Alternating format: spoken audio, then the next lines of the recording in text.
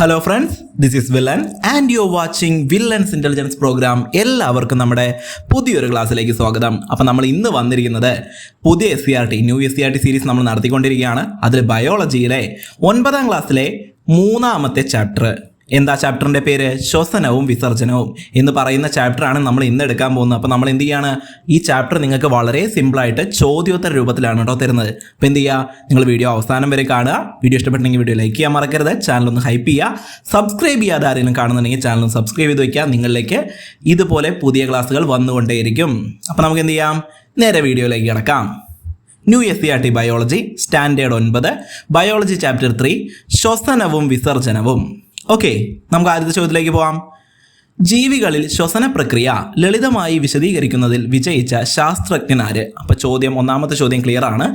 ജീവികളിൽ ശ്വസന പ്രക്രിയ ലളിതമായി വിശദീകരിക്കുന്നതിൽ വിജയിച്ച ശാസ്ത്രജ്ഞനാര് എന്നാണ് ചോദ്യം. അപ്പോൾ എന്താണ് അദ്ദേഹം വിശദീകരിച്ചത്? ശ്വസന പ്രക്രിയയാണ് അല്ലേ. ജീവികളിലുള്ള ശ്വസന പ്രക്രിയയെ വളരെ ലളിതമായിട്ട് എന്ത് ചെയ്തു, ഈ ശാസ്ത്രജ്ഞൻ വിശദീകരിച്ചു. ആരാണ് അദ്ദേഹം? അദ്ദേഹത്തിൻ്റെ പേരാണ് ആൻറ്റോയിൻ ലാവോസിയർ ആണ് കേട്ടോ. ആൻറ്റോയിൻ ലാവോസിയർ ആണ് ജീവികളിൽ ശ്വസന പ്രക്രിയ ലളിതമായി വിശദീകരിക്കുന്നതിൽ വിജയിച്ച ശാസ്ത്രജ്ഞൻ. ക്ലിയർ ആയല്ലോ. അടുത്ത് നോക്കാം. ഉദരാശയത്തെയും ഔരാശയത്തെയും വേർതിരിക്കുന്ന പേശി നിർമ്മിത ഭിത്തി. അപ്പോൾ ഈ ചോദ്യം ഉണ്ടല്ലോ, ഇത് PYQ ആണ്. ഇത് 2025 കേരള PSC ചോദിച്ച പ്രീവിയസ് ഇയർ ചോദ്യമാണ്. അപ്പോൾ എന്താണ്? ഉദരാശയത്തെയും ഔരാശയത്തെയും വേർതിരിക്കുന്ന പേശി നിർമ്മിത ഭിത്തിക്ക് പറയുന്ന പേരാണ് ഡയഫ്രം. Okay, diaphragm. ഇത് ഇതുപോലെ തന്നെ ചോദിച്ചോട്ടോ. ഈ സ്റ്റേറ്റ്മെൻറ്റ് അതുപോലെ തന്നെയാണ് ചോദിച്ചിരിക്കുന്നത്, അതുപോലെ തന്നെയാണ് നിങ്ങൾക്ക് തന്നിരിക്കുന്നത്. ഇപ്പോൾ ക്ലിയർ ആയിട്ട് പഠിച്ചു വയ്ക്കുക. ഉദരാശയത്തെയും ഔരാശയത്തെയും വേർതിരിക്കുന്ന പേശി നിർമ്മിത ഭിത്തിയാണ് ഡയഫ്രം. ഓക്കെ, ഇപ്പോൾ ഡയഫ്രം എന്താണ്? ഉദരാശയത്തെയും ഔരാശയത്തെയും വേർതിരിക്കുന്ന പേശി നിർമ്മിത ഭിത്തി. ക്ലിയർ ആയല്ലോ. അടുത്ത ചോദ്യം നോക്കിക്കേ. ശ്വസനികളുടെ അഗ്രഭാഗത്ത് കാണപ്പെടുന്ന ഇലാസ്തികതയുള്ള അതിലോല സ്തര അറകൾ അറിയപ്പെടുന്ന പേരെന്താണ്? അപ്പോൾ നോക്കിക്കേ, ശ്വസനികളുടെ അഗ്രഭാഗത്ത് കാണപ്പെടുന്ന ഇലാസ്തികതയുള്ള അതിലോല സ്തര അറകളാണ് ആൽവിയോളസ് എന്നറിയപ്പെടുന്നത് കേട്ടോ. ആൽവിയോളസ് എന്നറിയപ്പെടുന്നത് എന്താണ്? ശ്വസനികളുടെ അഗ്രഭാഗത്ത് കാണപ്പെടുന്ന ഇലാസ്തികതയുള്ള അതിലോല സ്തര അറകൾ. അതായത് അത് വലിയും ചുരുങ്ങുകയൊക്കെ ചെയ്യും. അതാണ് ഇലാസ്തികതയുള്ള അതിലോല സ്തര അറകൾ എന്ന് പറയുന്നത്. ക്ലിയർ ആയല്ലോ. അടുത്ത് നോക്കാം. ആൽവിയോളസിലെത്തിയ വായുവിൽ നിന്നും ഓക്സിജനെ രക്തത്തിലേക്കും രക്തത്തിൽ നിന്ന് കാർബൺ ഡൈ ഓക്സൈഡിനെ ആൽവിയോളസിലേക്കും കൈമാറുന്ന ഘട്ടമേത് എന്നാണ് ചോദ്യം. വളരെ ഇമ്പോർട്ടൻ്റ് ആണ്. അപ്പോൾ നിങ്ങളിത് പറയുന്നത് ഞാൻ കട്ട് ചെയ്ത് പറഞ്ഞു തരാം കേട്ടോ. ശ്രദ്ധിക്കണേ. ആൽവിയോളസിലെത്തുന്നു. എന്താണ് ആൽവിയോളസിലെത്തുന്നത്? വായു ആൽവിയോളസിൽ നിന്നും ഓക്സിജനെ എങ്ങോട്ടാണ്? രക്തത്തിലേക്കും. രക്തത്തിൽ നിന്ന് എന്താണ് കൊണ്ടുവരുന്നത്? രക്തത്തിൽ നിന്ന് കാർബൺ ഡൈ ഓക്സൈഡിനെ ആൽവിയോളസിലേക്കും കൈമാറുന്ന ഘട്ടം അറിയപ്പെടുന്ന പേരാണ് ആൽവിയോളാർ വാതക വിനിമയം കേട്ടോ. എന്താടാ? ആൽവിയോളാർ വാതക വിനിമയം. അപ്പോൾ എന്താ അവിടെ സംഭവിക്കുന്നത്? ആൽവിയോളസിലെത്തുന്ന വായു എന്ത് ചെയ്യുന്നു? ഓക്സിജനെ രക്തത്തിലേക്ക് കടത്തിവിടുന്നു. രക്തത്തിൽ നിന്നുള്ള കാർബൺ ഡൈ ഓക്സൈഡിനെ ആൽവിയോളസിലേക്കും കൈമാറുന്നു. ഈ ഘട്ടത്തിന് പറയുന്ന പേരാണ് ആൽവിയോളാർ വാതക വിനിമയം. ക്ലിയർ ആയല്ലോ? ക്ലിയർ ആയി. അടുത്ത് നോക്കാം. അടുത്ത് ഞാൻ ചോദിച്ച ചോദ്യമാണ് കേട്ടോ. നമ്മുടെ ഈ ചാപ്റ്ററിൻ്റെയൊക്കെ പ്രത്യേകത എന്താണെന്ന് വെച്ച് കഴിഞ്ഞാൽ 9ാം ക്ലാസ്സിലെ ബയോളജി ചാപ്റ്ററുകൾ നിങ്ങൾ എടുത്ത് നോക്കിക്കഴിഞ്ഞാൽ നമ്മൾ ഓൾറെഡി കംപ്ലീറ്റ് ചെയ്തത് 1ാം ചാപ്റ്റർ, 2ാമത്തെ ചാപ്റ്റർ, ഇത് രണ്ടും നമ്മൾ കംപ്ലീറ്റ് ചെയ്തിട്ടുണ്ട്. ഇത് 3ാമത്തെ ചാപ്റ്ററാണ് അല്ലേ. അപ്പോൾ അതിൻ്റെ കണ്ടിന്യൂഷൻ ആയിട്ടാണ് ഈ ചാപ്റ്റർ വരുന്നത്. നമ്മൾ 2ാമത്തെ ചാപ്റ്ററിൻ്റെ ക്ലാസ്സിൽ നമ്മൾ ഡിസ്കസ് ചെയ്ത സമയത്ത് പറഞ്ഞിട്ടുണ്ടായിരുന്നു, ഹൃദയത്തെ സംരക്ഷിക്കുന്ന ഇരട്ട സ്തരം ഏതാണെന്ന് നമ്മൾ ചോദിച്ചിട്ടുണ്ടായിരുന്നു കേട്ടോ. അപ്പോൾ ആ ചോദ്യത്തിന് ഉത്തരം ആ ചാപ്റ്ററിലുണ്ട്. അവിടെ നിങ്ങളുടെ ഞാൻ ചോദിച്ച ചോദ്യമാണ് ശ്വാസകോശത്തെ പൊതിഞ്ഞുള്ള സ്ഥലം ഏത് എന്ന്. ഓക്കെ, അപ്പോൾ നിങ്ങൾ അവിടെ ഉത്തരം പറഞ്ഞു. അപ്പോൾ ഇവിടെ ചോദ്യത്തിന് ഉത്തരം നിങ്ങൾ എന്ത് പറയണം? ഇവിടെ ഞാൻ ചോദിക്കുന്ന ചോദ്യം തിരിച്ച് ചോദിക്കാൻ പോവാണ്. ഹൃദയത്തെ സംരക്ഷിക്കുന്ന ഇരട്ട സ്ഥലം അത് ഏതാണെന്ന് എന്ത് ചെയ്യുക? നിങ്ങൾ ഇവിടെ കമൻറ്റ് ചെയ്യുക. ഈ ക്ലാസ്സിലെ ആദ്യത്തെ ചോദ്യമാണ് കേട്ടോ. അപ്പോൾ നമുക്ക് ഇവിടെ പഠിക്കാനുള്ള എന്താണെന്ന് നോക്കിയേ. ശ്വാസകോശത്തെ പൊതിഞ്ഞുള്ള സ്ഥലം അറിയപ്പെടുന്ന പേരാണ് പ്ലൂറ. ഓക്കെ, അപ്പോൾ ശ്വാസകോശത്തെ പൊതിഞ്ഞ് സംരക്ഷിക്കുന്ന സ്ഥലം ഏതാണ്? അത് പ്ലൂറയാണ്. പ്ലൂറ. ക്ലിയർ ആയല്ലോ. അടുത്ത് നോക്കിയേ. ആൽവിയോളസുകളുടെ ഏകദേശ പ്രതല വിസ്തീർണം എത്രയാണ് എന്ന് ചോദിച്ചു കഴിഞ്ഞാൽ 70 മില്ലിമീറ്റർ സ്ക്വയർ ആണ് കേട്ടോ. 70 മില്ലിമീറ്റർ സ്ക്വയർ ആണ്. ഓക്കെ, ആൽവിയോളസുകളുടെ ഏകദേശ പ്രതല വിസ്തീർണമാണ് 70 മില്ലിമീറ്റർ സ്ക്വയർ. ക്ലിയർ ആയല്ലോ. അടുത്ത് നോക്കിയേ. വായു ശരീരത്തിന് അകത്തേക്കും പുറത്തേക്കും കടക്കുന്ന ഭാഗത്തിൻ്റെ പേരാണ് നാസാരന്ധ്രിയം. എന്താ പേര്? നാസാരന്ധ്രിയം. വായു ശരീരത്തിന് അകത്തേക്കും പുറത്തേക്കും കടക്കുന്ന ഭാഗമാണ് നാസാരന്ധ്രം എന്ന് പറയുന്നത്. നാസാരന്ധ്രം. ഓക്കെ അല്ലേ? അപ്പോൾ വായു ശരീരത്തിന് അകത്തേക്കും പുറത്തേക്കും കിടക്കുന്ന ഭാഗം എന്താണ്? അത് നാസാരന്ധ്രമാണ്. ക്ലിയർ ആയല്ലോടാ? ഓക്കെ അല്ലേ? അടുത്ത ചോദ്യത്തിലേക്ക് പോവാം. അടുത്ത ചോദ്യം നോക്കിക്കേ. സി ആകൃതിയിലുള്ള തരുണാസ്ഥി വലയങ്ങളാൽ ബലപ്പെടുത്തിയ നീണ്ട കുഴലും ഗ്രസനിയുടെ തുടർച്ചയുമാണ് എന്ത്? ശ്വാസനാളം എന്നറിയപ്പെടുന്നത്. ഓക്കെ, അതൊരു സ്റ്റേറ്റ്മെന്റ് ആണ്. അപ്പം എന്താണ്? സി ആകൃതിയിലാണ് അല്ലേ? സി ആകൃതിയിലുള്ള തരുണാസ്ഥി. നിങ്ങൾക്കറിയാലോ തരുണാസ്ഥി, അസ്ഥിയിൽ പഠിക്കുന്നതാണല്ലേ തരുണാസ്ഥി. അപ്പോൾ സി ആകൃതിയിലുള്ള തരുണാസ്ഥി വലയങ്ങളാൽ ബലപ്പെടുത്തിയ ഒരു നീണ്ട കുഴലുണ്ടായിരിക്കും. ആ നീണ്ട കുഴലും ശ്വസനിയുടെ തുടർച്ചയുമാണ് എന്ത്? ശ്വാസനാളം എന്നറിയപ്പെടുന്നത് കേട്ടോ. അപ്പോൾ ഗ്രസനിയുടെ തുടർച്ചയുമാണ് എന്ത്? ശ്വാസനാളം. കിട്ടിയല്ലോ? ആ 2 പോയിന്റ് സെപ്പറേറ്റ് തന്നെ പഠിച്ചു വയ്ക്കുക.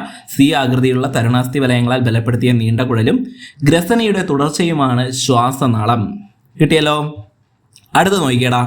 ഇരു ശ്വാസകോശങ്ങളിലേക്ക് പോകുന്ന ശ്വാസനാളത്തിന്റെ ശാഖകൾ അറിയപ്പെടുന്ന പേരെന്താണ്? അപ്പോൾ എന്താണ്? 2 ശ്വാസകോശം ഉണ്ടല്ലേ? 2 ശ്വാസകോശങ്ങളിലേക്ക് പോകുന്ന ശ്വാസനാളത്തിന്റെ ശാഖകൾ അറിയപ്പെടുന്ന പേരാണ് ശ്വസനി. ശ്വസനി എന്നാണ് കേട്ടോ. ശ്വസനി എന്നാണ്. എടാ വെരി ഇമ്പോർട്ടൻറ്റ്. ഓക്കെ, അപ്പോൾ ഡയഫ്രം ചോദിച്ചു, അതുപോലെ തന്നെ ഇനി ശ്വസനി ചോദിക്കാം. ക്ലിയർ ആയല്ലോ? അടുത്ത ചോദ്യം നിങ്ങൾ ശ്രദ്ധിച്ചു നോക്കിക്കേ. അന്തരീക്ഷത്തിൽ നിന്ന് ശ്വാസകോശത്തിലേക്കും തിരിച്ചുമുള്ള വായുവിന്റെ സഞ്ചാരം ഡാഷ് എന്ന് പറയുന്നു. അപ്പോൾ എന്താണ്? അതൊന്ന് നിങ്ങൾ ശ്രദ്ധിച്ച് മനസ്സിലാക്കിയേ. സിമ്പിളാണ് പഠിക്കാൻ. അന്തരീക്ഷത്തിൽ നിന്ന് ശ്വാസകോശത്തിലേക്കും ശ്വാസകോശത്തിൽ നിന്ന് അന്തരീക്ഷത്തിലേക്കുമുള്ള വായുവിന്റെ സഞ്ചാരം അതിനെന്ത് പറയുന്നു? ഇതിന്റെ പേര് നമുക്ക് സിമ്പിളായിട്ട് പഠിക്കാം. കാരണം നമ്മുടെ വീടുകളിലൊക്കെ എന്തുണ്ട്? നമ്മുടെ വീടുകളൊക്കെ വായു സഞ്ചാരം വേണ്ടിയിട്ട് നമ്മൾ എന്ത് സ്ഥാപിക്കും? വെന്റിലേഷൻ വെക്കും അല്ലേ? വീട് പണിയുന്ന സമയത്ത് വെന്റിലേഷനുകൾ വെക്കും. അതെന്തിനാണ്? വീട്ടിലുള്ള വായു പുറത്തേക്ക് പോകാനും വായു ഉള്ളിലേക്ക് കിടക്കാനും വേണ്ടിയിട്ട് വാസ്തുവിദ്യ പ്രകാരം. പണ്ടൊക്കെ വാസ്തുവാണ്, ഇപ്പോൾ കൺസ്ട്രക്ഷൻ അല്ലേ? ഓക്കെ, അപ്പോൾ വെന്റിലേഷൻ എന്ന് പറയുന്ന സാധനം ഉണ്ടല്ലേ? ആ സാധനമാണ് ഇവിടെയും കറക്റ്റായിട്ട് വരുന്നത് കേട്ടോ.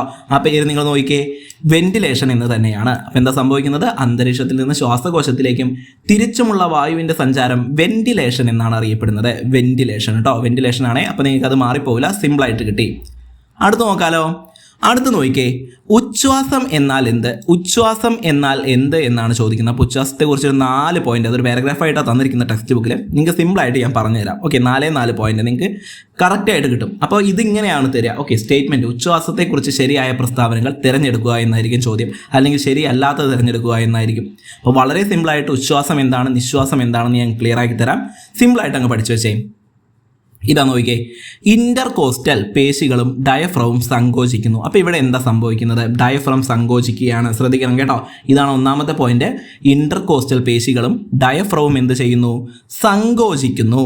സങ്കോചിക്കുന്നു കേട്ടോ. ഇനി അപ്പോൾ സങ്കോചിക്കുന്ന സമയത്ത് എന്ത് സംഭവിക്കും? വാരിയൽ ഉയരും. വാരിയൽ എന്ത് ചെയ്യും? ഉയരും. ഇനി ഔരാശയ വ്യാപ്തി കൂടുന്നു. അപ്പോൾ വാരിയൽ ഉയരുന്ന സമയത്ത് എന്ത് സംഭവിക്കും? ഔരാശയത്തിന്റെ വ്യാപ്തി കൂടും. ഔരാശയത്തിന്റെ വ്യാപ്തി കൂടും. ഒരു സ്ഥലത്ത് വ്യാപ്തി കൂടിക്കഴിഞ്ഞു കഴിഞ്ഞാൽ, അല്ലെങ്കിൽ അതിന്റെ വോളിയം കൂടിക്കഴിഞ്ഞാൽ അവിടെ എന്ത് കുറയും? മർദ്ദം കുറയും അല്ലേ? അതാണ് 4ാമത്തെ പോയിന്റ്. നോക്കിക്കേ, ശ്വാസകോശത്തിലെ വായുമർദ്ദം കുറയുന്നു. ശ്വാസകോശത്തിലെ വായുമർദ്ദം കുറയുന്നു. ക്ലിയർ ആയല്ലോ? അപ്പോൾ ഒന്നുകൂടെ പറയാം, ശ്രദ്ധിച്ച് മനസ്സിലാക്കിയേ. ഇന്റർകോസ്റ്റൽ പേശികളും ഡയഫ്രവും സങ്കോചിക്കുന്നു, വാരിയൽ ഉയരുന്നു, ഔരാശയ വ്യാപ്തിയും കൂടുന്നു. അതിനനുസരിച്ച് എന്ത് സംഭവിക്കും? ശ്വാസകോശത്തിലെ വായുമർദ്ദം കുറയുന്നു. ഇതാണ് എന്ത്? ഉച്ഛ്വാസം എന്നറിയപ്പെടുന്നത്. ഉച്ഛ്വാസം എന്നറിയപ്പെടുന്ന ആ പ്രവർത്തനമാണ് കേട്ടോ ഇപ്പോൾ പറഞ്ഞ് വിശദമാക്കിയത്. ക്ലിയർ ആയല്ലോ? 4 പോയിന്റ്. അങ്ങനെയെങ്കിൽ അടുത്ത് നിശ്വാസം പഠിക്കാം. നിശ്വാസം എന്നാൽ എന്ത്? നിശ്വാസം എന്ന് പറയുന്നത് എന്താണ്? ഇന്റർകോസ്റ്റൽ പേശികളും ഡയഫ്രവും പൂർവ്വസ്ഥിതി പ്രാപിക്കുന്നു. അപ്പം നേരത്തെ സങ്കോചിക്കുകയായിരുന്നു അല്ലേ? ഉച്ഛ്വാസത്തിൽ സങ്കോചിക്കുകയാണെങ്കിൽ നിശ്വാസത്തിൽ എന്ത് സംഭവിക്കും? അത് പൂർവ്വസ്ഥിതി പ്രാപിക്കും. അതായത് ഇന്റർകോസ്റ്റൽ പേശികളും ഡയഫ്രവും പൂർവ്വസ്ഥിതി പ്രാപിക്കുന്നു. നേരത്തെ നമ്മൾ പഠിച്ചു വാരിയൽ ഉയരുന്നു എന്ന്. ഉച്ഛ്വാസത്തിൽ പഠിച്ചതാണ് വാരിയല് ഉയരുന്നു. ഇവിടെ എന്താ സംഭവിക്കുന്നത്? വാരിയല് താഴുന്നു എന്നാണ് കേട്ടോ. വാരിയൽ എന്ത് ചെയ്യുന്നു? താഴുന്നു.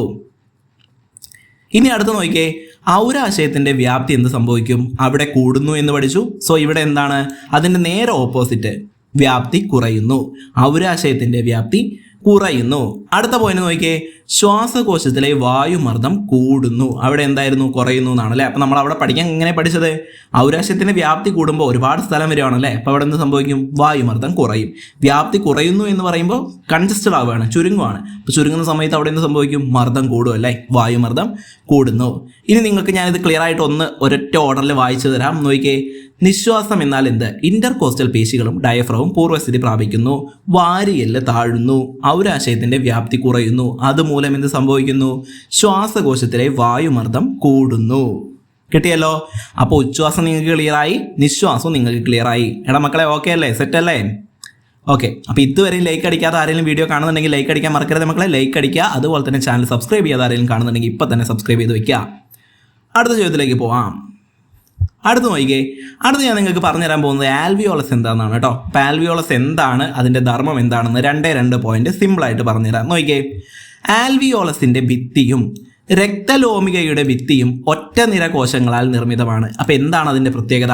എടാ ഞാൻ പറഞ്ഞല്ലോ എല്ലാ ചാപ്റ്ററും ഇന്റർ കണക്റ്റഡ് ആണ്. അപ്പോൾ നമ്മൾ 2ാമത്തെ ചാപ്റ്ററിൽ പഠിച്ച ഒരു കാര്യമാണ് ഇവിടെ പറഞ്ഞത്. ഓക്കെ. ഇപ്പോൾ 2ാമത്തെ ചാപ്റ്ററിൽ നമ്മൾ പഠിച്ച ഒരു കാര്യമാണ് ഇവിടെ പറഞ്ഞത്. എന്താണ് ആ കാര്യം? നോക്കിക്കേ. രക്തലോമികകൾ അല്ലേ? രക്തലോമികകൾ നമ്മൾ എവിടെ പഠിച്ചതാണ്? 2ാമത്തെ ചാപ്റ്ററിൽ പഠിച്ചതാണ്. അപ്പോൾ 2ാമത്തെ ചാപ്റ്ററിൽ നമ്മൾ പഠിച്ച കാര്യമാണ് രക്തലോമികകൾ എന്ന് പറയുന്നത്. അവിടെ നമ്മൾ പറഞ്ഞ സമയത്ത് പറഞ്ഞിട്ടുണ്ടായിരുന്നു രക്തലോമികയുടെ ഭിത്തി ഒറ്റ നിര കോശങ്ങളാൽ നിർമ്മിതമാണ് എന്ന് പറഞ്ഞിട്ടുണ്ടായിരുന്നു. ഒറ്റ നിര കോശങ്ങൾ. അപ്പോൾ അതിൻ്റെ കണ്ടിന്യൂഷൻ ആയിട്ടാണ് ഇവിടെ വരുന്നത്. ആൽവിയോളസിന്റെ ഭിത്തിയും രക്തലോമികയുടെ ഭിത്തിയും ഒറ്റ നിര കോശങ്ങളാൽ നിർമ്മിതമാണ്. ഇവിടെ അത് പറയേണ്ട കാര്യമില്ല. പിന്നെ എന്തിനാണ് അത് കണക്ഷൻ ഉണ്ട് എന്ന് നിങ്ങൾക്ക് മനസ്സിലാവാൻ വേണ്ടി പറഞ്ഞതാണ് കേട്ടോ. അപ്പോൾ ചിലപ്പോൾ ഇങ്ങനെ ചോദ്യം വരാം. ആൽവിയോളസിന്റെ ഭിത്തിയും ഡാഷിന്റെ ഭിത്തിയും ഒറ്റ നിര കോശങ്ങളാൽ നിർമ്മിതമാണ്. എന്താ ഡാഷിൽ പൂരിപ്പിക്കേണ്ടത്? രക്തലോമിക. കണ്ടോ? അപ്പോൾ എങ്ങനെയാണ് പരസ്പരം ഇന്റർ കണക്ട് ആയിരിക്കുന്നത്? നിങ്ങളിപ്പോൾ ഈ ക്ലാസ്സാണ് ആദ്യമായിട്ട് കാണുന്നെങ്കിൽ നിങ്ങൾ എന്ത് ചെയ്യണം? നമ്മുടെ ചാനലിൽ പോകണം. ചാനലിൻ്റെ ഉള്ളിൽ പ്ലേലിസ്റ്റ് ഉണ്ട്, ന്യൂ SCERT എന്ന് പറയുന്ന പ്ലേലിസ്റ്റ് ഉണ്ട് കേട്ടോ. അപ്പോൾ നമ്മൾ അവിടെ ക്ലാസ് എടുത്തിട്ടുണ്ട്. ബയോളജി 1ാമത്തെ ചാപ്റ്റർ, 2ാമത്തെ ചാപ്റ്റർ, 5ാം ക്ലാസ്സിൻ്റെ വളരെ പ്രധാനപ്പെട്ട 6ാമത്തെ ചാപ്റ്റർ, ഇതൊക്കെ നമ്മൾ എടുത്ത് വെച്ചിട്ടുണ്ട്. ഓക്കെ. അപ്പോൾ നിങ്ങൾ എന്ത് ചെയ്യുക? അത് നിങ്ങൾ കാണുക. വളരെ പ്രധാനപ്പെട്ടതാണ്. ബയോളജിയിൽ നിന്ന് ഒരുപാട് ചോദ്യങ്ങൾ വരുന്ന ഒരു ചാപ്റ്ററാണ് കേട്ടോ. 2ാമത്തെ ചാപ്റ്ററും 1ാമത്തെ ചാപ്റ്ററും. ഇപ്പം നമ്മൾ എടുക്കുന്നത് 3ാമത്തെ ചാപ്റ്ററാണ്. ഓക്കെ. നമ്മൾ കണ്ടിന്യൂഷൻ ആയിട്ട് പോകും, ഒരു പ്രശ്നമില്ല. നിങ്ങൾക്ക് ഇമ്പോർട്ടൻ്റ് ആയ എല്ലാ SCERT ചാപ്റ്ററുകളും നമ്മൾ എന്ത് ചെയ്യും? കവർ ചെയ്യും കേട്ടോ. പ്രശ്നമൊന്നുമില്ല. നിങ്ങൾ സപ്പോർട്ട് ചെയ്ത് ഒപ്പം കൂടെ പഠിച്ചോളുകൊണ്ട്. ഓക്കെ. അപ്പോൾ നമ്മൾ തിരിച്ചു വരുവാണ്. ആൽവിയോളസിന്റെ ഭിത്തിയും രക്തലോമികയുടെ ഭിത്തിയും ഒറ്റ നിര കോശങ്ങളാൽ നിർമ്മിതമാണ് എന്ന് പറഞ്ഞു. അടുത്ത് നോക്കിക്കേ. ആൽവിയോളസിന്റെ ഭിത്തിയിലെ ഈർപ്പം ശ്വസനവാതകങ്ങൾക്ക് എളുപ്പത്തിൽ ലയിക്കാനും ഒപ്പം ഡിഫ്യൂഷനെയും സഹായിക്കുന്നു. അപ്പോൾ എന്താണ് ഈ ആൽവിയോളസ് ചെയ്യുന്നത്? ഈ ആൽവിയോളസിന്റെ ഭിത്തിയിൽ എന്ത് കാണപ്പെടുന്നുണ്ട്? ഈർപ്പം കാണപ്പെടുന്നുണ്ട്. ഈ ഈർപ്പം ശ്വസനവാതകങ്ങൾക്ക് എളുപ്പത്തിൽ ലയിക്കാനും ഒപ്പം ഡിഫ്യൂഷനെയും സഹായിക്കുന്നുണ്ട് കേട്ടോ. അപ്പോൾ ആൽവിയോളസിന്റെ ഭിത്തിയിൽ കാണപ്പെടുന്ന ഈർപ്പം എന്തിനു സഹായിക്കുന്നു? ശ്വസനവാതകങ്ങളുടെ ലയനത്തിനും ഒപ്പം ഡിഫ്യൂഷനെയും സഹായിക്കുന്നു. കിട്ടിയല്ലോ. ഇതാണ് ആൽവിയോളസ്. ക്ലിയറായി മനസ്സിലായി എന്ന് വിശ്വസിക്കുന്നു. അടുത്തതിലേക്ക് പോവാം. അടുത്ത നോക്കിക്കേ. ശ്വസനയുമായി ബന്ധപ്പെട്ട 2 പ്രസ്താവനകൾ, അതായത് ശ്വസനവുമായി ബന്ധപ്പെട്ട 2 പ്രസ്താവനകളാണ് ഞാൻ പറയാൻ പോകുന്നത് കേട്ടോ. അപ്പോൾ എന്താണ് ശ്വസനം എന്ന് ക്ലിയർ ആയിട്ട് പറഞ്ഞുതരാം. നോക്കിക്കോ. ഉച്ഛ്വാസവേളയിൽ എന്തിലാടാ? ഉച്ഛ്വാസവേളയിലാണ് ആൽവിയോളസിൽ ഓക്സിജന്റെ ഗാഢത കൂടുതലും. ഉച്ഛ്വാസവേളയിൽ ആൽവിയോളസിലെ ഓക്സിജന്റെ ഗാഢത കൂടുതലും രക്തലോമികകളിൽ കുറവുമായിരിക്കും. അപ്പോൾ ഉച്ഛ്വാസവേളയിൽ എന്ത് സംഭവിക്കുന്നു? ആൽവിയോളസിലെ ഓക്സിജന്റെ ഗാഢത കൂടുന്നു, രക്തലോമികളിൽ ഓക്സിജന്റെ ഗാഢത കുറയുന്നു. കാരണം എന്താ? ഉച്ഛ്വാസവേളയിൽ എന്താ സംഭവിക്കുന്നത്? ആൽവിയോളസിലേക്ക് നമ്മൾ കാർബൺ ഡൈ ഓക്സൈഡ് കടത്തി വിടുന്നു, ഓക്സിജന്റെ അളവ് ഗാഢത കൂടുന്നു. അതാണ് സംഭവം. ഓക്കെ. അപ്പോൾ ഉച്ഛ്വാസവേളയിൽ ആൽവിയോളസിലെ ഓക്സിജന്റെ ഗാഢത കൂടുതലായിരിക്കും, രക്തലോമികളിൽ കുറവായിരിക്കും. ഇനി നിശ്വാസവേളയിലാണെങ്കിൽ നേരെ ഓപ്പോസിറ്റ് പഠിച്ചാൽ മതി. നിശ്വാസവേളയിൽ എന്താ സംഭവിക്കുന്നത്? നിശ്വാസവേളയിൽ ആൽവിയോളസിൽ കാർബൺ ഡൈ ഓക്സൈഡിന്റെ ഗാഢത കൂടുന്നു. കാരണം എന്താ? കാർബൺ ഡൈ ഓക്സൈഡ് ആണ് കൊടുക്കുന്നത്. കാർബൺ ഡൈ ഓക്സൈഡിന്റെ ഗാഢത അവിടെ കുറവായിരിക്കും. ഓക്കെ. രക്തലോമികളിൽ എന്ത് ചെയ്യുന്നു? രക്തലോമികളിലേക്ക് ഓക്സിജൻ കടക്കുന്നു. രക്തലോമികളിലേക്ക് ഓക്സിജൻ കടക്കുമ്പോൾ അവിടെ എന്ത് സംഭവിക്കും? അവിടെ കൂടുതലായിരിക്കും. ക്ലിയർ ആയല്ലോ. അപ്പോൾ എന്താ പറഞ്ഞത് ഒന്നുകൂടെ പറയാം, വിശദമായി മനസ്സിലാക്കുക. സിമ്പിളാണ് പരിപാടി, ഒന്നുമില്ല. ഈ സ്റ്റേറ്റ്മെൻറ്റ് അതങ്ങനെ പഠിച്ചു വെച്ചാൽ മതി. ഓക്കെ. വേറൊരു കൺഫ്യൂഷനും വേണ്ട, വേറൊരു എക്സ്പ്ലനേഷനും വേണ്ട. ഈ സ്റ്റേറ്റ്മെൻറ്റ് അങ്ങനെ പഠിക്കുക. ഉച്ഛ്വാസവേളയിൽ ആൽവിയോളസിൽ ഓക്സിജന്റെ ഗാഢത കൂടുതൽ, രക്തലോമികളിൽ കുറവ്. നിശ്വാസവേളയിൽ ആൽവിയോളസിൽ കാർബൺ ഡൈ ഓക്സൈഡിന്റെ ഗാഢത കുറവ്, രക്തലോമികളിൽ കൂടുതൽ. അപ്പോൾ ഓക്സിജൻ ആണ് ഉച്ഛ്വാസവേളയിൽ, നിശ്വാസവേളയിലേക്ക് വരുമ്പോൾ കാർബൺ ഡൈ ഓക്സൈഡ് ആണ്. അത്രമാത്രം മനസ്സിലാക്കി വെക്കുക. ക്ലിയർ ആയല്ലോ? ഓക്കെ. ഇനി അടുത്ത നോക്കിക്കേ. ആൽവിയോളസിൽ നിന്ന് ഡിഫ്യൂഷൻ വഴി രക്തലോമികളിലേക്ക് എത്തുന്ന വാതകം ഏത്? ഇതാണ് നേരത്തെ ഞാൻ പറഞ്ഞത്. കണ്ടോ? ആൽവിയോളസിൽ നിന്ന് ഡിഫ്യൂഷൻ വഴി രക്തലോമികളിലേക്ക് എന്തെത്തുന്നു? ഓക്സിജൻ എത്തുന്നു. അതായത് O2 എത്തുന്നു അല്ലേ? ഓക്സിജൻ എത്തുന്നു. ആൽവിയോളസിൽ നിന്ന് ഡിഫ്യൂഷൻ വഴി രക്തലോമികളിലേക്ക് എത്തുന്ന വാതകം ഏതാണ്? അത് ഓക്സിജൻ ആണ്. ഓക്സിജൻ ആണല്ലോ. ഇനി നോക്കിയാൽ തിരിച്ചു പഠിക്കാം. രക്തലോമികകളിൽ ആൽവിയോളസിലേക്ക് വ്യാപിക്കുന്ന വാതകം ഏത്? രക്തലോമികളിൽ നിന്ന് ആൽവിയോളസിലേക്ക് വ്യാപിക്കുന്ന വാതകം ഏത് എന്ന് ചോദിച്ചു കഴിഞ്ഞാൽ അതേതാണ്? അത് കാർബൺ ഡൈ ഓക്സൈഡ് ആണ്. കാർബൺ ഡൈ ഓക്സൈഡ് ആണ്. CO2 ആണ് അല്ലേ? CO2 ആണ്. കാർബൺ ഡൈ ഓക്സൈഡ് ആണ്. രക്തലോമികളിൽ ആൽവിയോളസിലേക്ക് വ്യാപിക്കുന്ന വാതകമാണ് കാർബൺ ഡൈ ഓക്സൈഡ്. ഓക്കെ, അങ്ങോട്ടും ഇങ്ങോട്ടും മാറിപ്പോരുത്. നിങ്ങൾ എഴുതി വെച്ച് തന്നെ പഠിക്കാം മക്കളെ. ഞാൻ എപ്പോഴും പറയുന്നതാണ്, നിങ്ങൾ ഈ ക്ലാസ് കണ്ടുകൊണ്ടിരിക്കുന്ന സമയത്ത് എന്ത് ചെയ്യുക? നോട്ട് പ്രിപ്പയർ ചെയ്ത് പഠിക്കാൻ ശ്രമിക്കുക. ഓക്കെ, SCERT എന്നൊക്കെ പറയുന്നത് നിങ്ങൾക്ക് സിമ്പിളായിട്ട് പഠിക്കാവുന്ന കാര്യങ്ങളേ ഉള്ളൂ. വലിയ സംഭവങ്ങളൊന്നല്ല. ഓൾറെഡി നമ്മൾ പഠിച്ചു വന്ന കാര്യങ്ങൾ തന്നെയല്ലാണ് ഇതൊക്കെ പഠിപ്പിക്കുന്നത്. അപ്പോൾ എന്ത് ചെയ്യുക? നിങ്ങളിത് കണ്ടുകൊണ്ടിരിക്കുന്ന സമയത്ത് തന്നെ എഴുതി വയ്ക്കുക കേട്ടോ. ഓക്കെ, അപ്പോൾ നിങ്ങൾ ഞാൻ പഠിപ്പിക്കുന്ന പിള്ളേരെ എന്ന അർത്ഥത്തിലാണ് എടാ എന്നൊക്കെ വിളിക്കുന്നത് കേട്ടോ. അത് ലേഡീസും ഉണ്ട് ബോയ്സും ഉണ്ടെന്നൊക്കെ എനിക്കറിയാം. പക്ഷെ അതുകൊണ്ടല്ല, നമ്മൾ നോർമലായിട്ട് വിളിക്കുന്ന ഒരു ടൈമാണ്. ഓക്കെ, പഠിപ്പിക്കുന്ന പിള്ളേരെന്നുള്ള അർത്ഥത്തിലേ ഉള്ളൂ. ക്ലിയർ ആയല്ലോ? ഓക്കെ, അപ്പോൾ നിങ്ങൾ എന്ത് ചെയ്യുക? എഴുതി വെച്ച് തന്നെ പഠിക്കുക. അടുത്തതിലേക്ക് പോവാം. അടുത്ത ചോദ്യം നോക്കിക്കേ. കോശത്തിൽ വെച്ച് ഗ്ലൂക്കോസിനെ ഓക്സിജൻ ഉപയോഗിച്ച് വിഘടിപ്പിച്ച് ഊർജ്ജം സ്വതന്ത്രമാക്കുന്ന പ്രക്രിയ ഏത്? വെരി വെരി ഇമ്പോർട്ടൻ്റ് കേട്ടോ. നോക്കിക്കേ, കോശത്തിൽ വെച്ച് ഗ്ലൂക്കോസിനെ ഓക്സിജൻ ഉപയോഗിച്ച് വിഘടിപ്പിച്ച് ഊർജ്ജം സ്വതന്ത്രമാക്കുന്ന പ്രക്രിയ ഏതെന്ന് ചോദിച്ചു കഴിഞ്ഞാൽ ഏതാണ് പ്രക്രിയ? അതിനെയാണ് കോശ ശ്വസനം എന്ന് പറയുന്നത്. എന്താണ് കോശ ശ്വസനം? കോശ ശ്വസനം എന്താ സംഭവം? കോശത്തിൽ വെച്ച് ഗ്ലൂക്കോസിനെ എന്തുപയോഗിച്ച്? ഓക്സിജൻ ഉപയോഗിച്ച് എന്ത് ചെയ്യുന്നു? വിഘടിപ്പിക്കുന്നു. എന്നിട്ട് എന്ത് ചെയ്യാണ്? ഊർജ്ജത്തെ സ്വതന്ത്രമാക്കുന്ന പ്രക്രിയ. അതിനെയാണ് കോശ ശ്വസനം എന്ന് പറയുന്നത്. ഇനി കോശ ശ്വസനത്തിന് 2 ഘട്ടങ്ങളുണ്ട് അല്ലേ? നമുക്ക് എല്ലാവർക്കും അറിയാം. അതിൻ്റെ ആദ്യ ഘട്ടം നോക്കിക്കേ. കോശ ശ്വസനത്തിൻ്റെ ആദ്യ ഘട്ടം ഏതാണ്? അത് ഗ്ലൈക്കോളിസിസ് ആണ് അല്ലേ? ഗ്ലൈക്കോളിസിസ് ആണ്. കോശ ശ്വസനത്തിൻ്റെ ആദ്യ ഘട്ടമാണ് ഗ്ലൈക്കോളിസിസ്. ഇവിടെ എന്താ സംഭവിക്കുന്നത്? നമുക്ക് ഗ്ലൈക്കോളിസിസ് നോക്കിക്കേ. ഗ്ലൈക്കോളിസിസ് നടക്കുന്നത് എവിടെ വെച്ചാണ്? അപ്പോൾ ആദ്യം ഗ്ലൈക്കോളിസിസ് എവിടെ വെച്ച് നടക്കുന്നു?